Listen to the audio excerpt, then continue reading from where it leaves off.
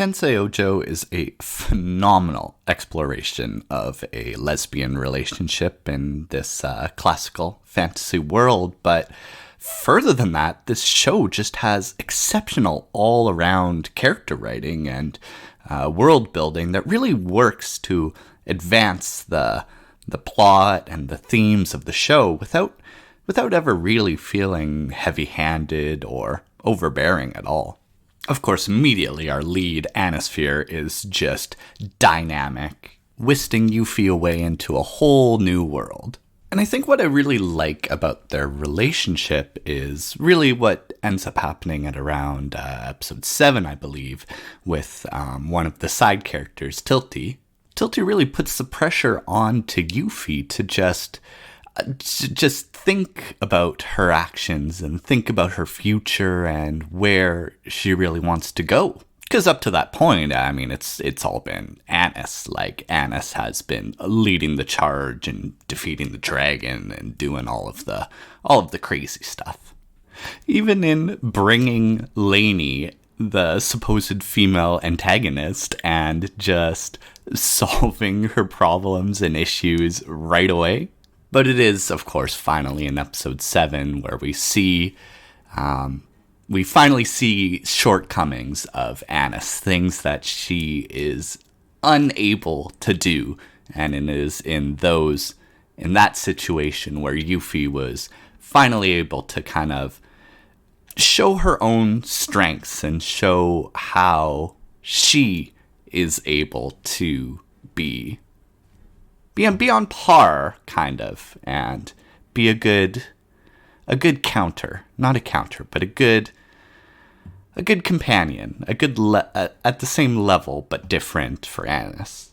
It finally showed just not Yuffie just blindly following Annis and just out of respect or admiration or whatever. It really showed that the two of them are very suitable for one another.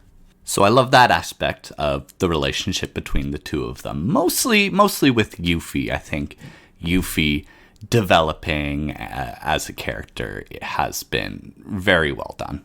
Aside from our leads, the show has also done a wonderful job with pretty much all of the other side characters. Even just like the background antagonists, like the old school magician people. The show's just done an excellent job of showing sort of this.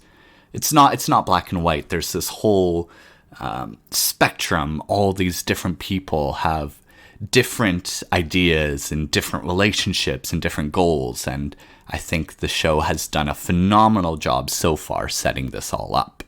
The one place, the one character where I guess we'll have to wait and see how good they're written is, of course, the Prince Algard. So far, he's seemed kind of the most 2D, the most flat of all of the characters in the series so far. He's the leading antagonist and the sort of the spark that begins the whole conflict of the show. And we can see a lot of his actions have been dictated by his jealousy of his sister, Annis. But I'm just really hoping we get more of a delve into him as a character.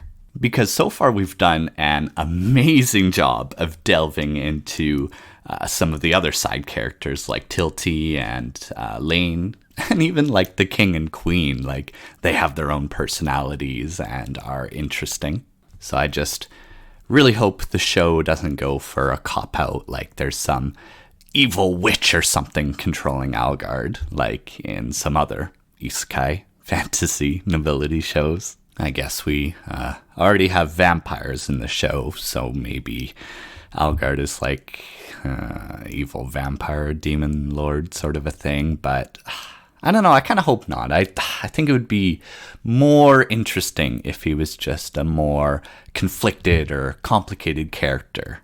Again, everything else in the show so far has been so spectacular and so well written and pleasant to watch that I just really hope it it continues and sticks a good landing for a satisfying ending. But even if it doesn't, I mean, the biggest draw of the show is, of course, the relationship between the main two, and that in itself has already been exceedingly pleasant and amazing to watch. So all in all, I'm quite very happy with Tensei Oujo, and I am excited to see where it ends up, and I am wishing the best for this show, undoubtedly.